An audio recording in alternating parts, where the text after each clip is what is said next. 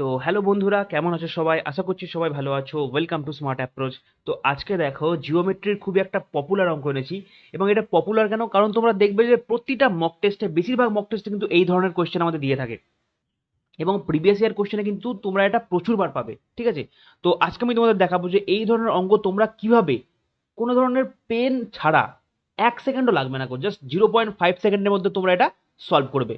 First আমি তোমাদের বেসিকটা দেখিয়ে দিই। বেসিকটা দেখানোর পর তোমাদের আমি স্পেশাল ট্রিক্সটা দেখাবো। তো এই ধরনের অঙ্কর ক্ষেত্রে তোমরা দেখবে যে ত্রিভুজের দুটো বাহু আমাকে বলে দেবে, ঠিক আছে? আর তৃতীয় বাহুটা এক্স ওয়াই জেড এরকম সামথিং থাকবে। যে কোয়েশ্চেনে চাইবে আমার যে এই এক্স এর ভ্যালুটা কি থেকে কিসের মধ্যে হতে পারে, ঠিক আছে? দেখতে পাচ্ছ তোমরা অপশন থেকে বুঝতে পারছো এই এক্স এর ভ্যালুটা কত থেকে কতর মধ্যে থাকবে, এটা আমার চাইবে।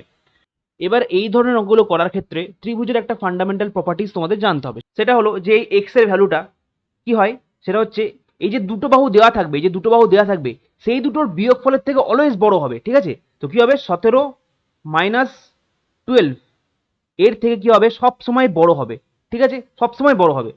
এবং এই দুটো যে দুটো বাহু বলা থাকবে সেই দুটো বাহুর যোগফলের থেকে সর্বদাই ছোট হবে, ঠিক আছে? সর্বদাই ছোট হবে, তার মানে কত হবে, 17 + 12। তাহলে দেখো এর রেঞ্জটা আমি পেয়ে গেলাম। তাহলে কত হবে, 17 থেকে 12 বাদ দিলে 5 less than x less than 17 + 12 29। তো এটা হলো আমার অ্যান্সার। অপশন নাম্বার এ হচ্ছে আমার অ্যান্সার। বুঝতে পারলে কি বললাম? দেখো আমি আবার একবার বলছি যে থার্ড বাহুটা কি হবে, অলওয়েজ প্রথম দুটো বাহুর বিয়োগফলের থেকে বড় হবে এবং প্রথম দুটো বাহুর যোগফলের থেকে সর্বদাই ছোট হবে। এটা হচ্ছে এক্স এর রেঞ্জ।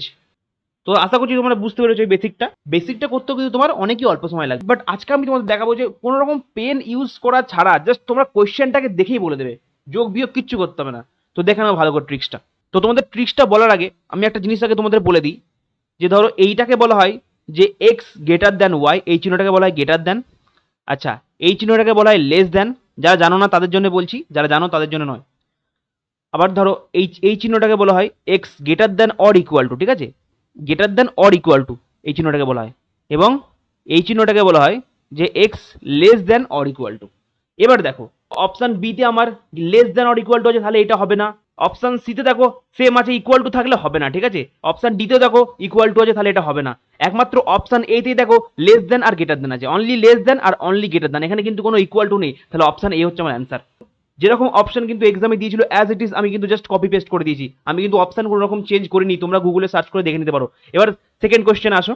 এবার এই অঙ্কটা দেখো, এখানে তিনটে ভ্যালু আমাকে বলে দিয়েছে, বাট আমি তো ভ্যালু ভ্যালু কিচ্ছু দেখবো না, আমি জাস্ট অপশন দেখবো। অপশনে greater than or equal two যেটা থাকবে না সেটাই উত্তর। দেখো অপশন সি তে দেখো অনলি গ্রেটার দ্যান আর অনলি লেস দ্যান আছে, এখানে কিন্তু কোনো ইকুয়াল টু নেই। বাকি তিনটে অপশনে দেখো এখানে ইকুয়াল টু আছে, এখানে ইকুয়াল টু আছে, এখানে ইকুয়াল টু আছে, তাহলে এইগুলো হবে না। বুঝতে পারলাম আমি কি বলতে চাইছি?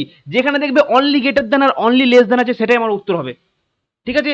অপশন এ তে দেখো greater than or equal to আছে, অপশন বি তে দেখো ইকুয়াল টু আছে, অপশন ডি তেও দেখো less than or equal to আছে, তাহলে এগুলো হবে না। অপশন সি তেই একমাত্র অনলি গ্রেটার দ্যান আর অনলি লেস দ্যান আছে। বুঝতে পারছো আমি কি বলতে চাইছি? এবার আরো একটা কোশ্চেন তোমাদের দেখাচ্ছি, দেখো।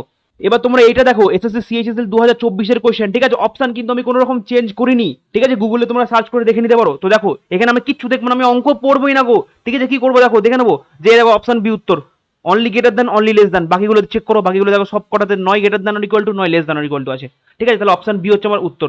বুঝতে পারলে কিভাবে করছি? এবার নেক্সট একটা তোমাদের জন্য হোমওয়ার্ক এনেছি, হোমওয়ার্কটা দেখে নাও। তো এইটা হলো তোমাদের হোমওয়ার্ক, যেটা হচ্ছে এসএসসি সিএইচএসএল 2023 সালে এসেছিল। তো এইটা তোমরা অবশ্যই 0.5 সেকেন্ডের মধ্যে সলভ করে আমাকে কমেন্টে অ্যান্সার করে দেবে, ঠিক আছে? তো আশা করছি তোমরা এই ট্রিক্সটা বুঝতে পেরেছো।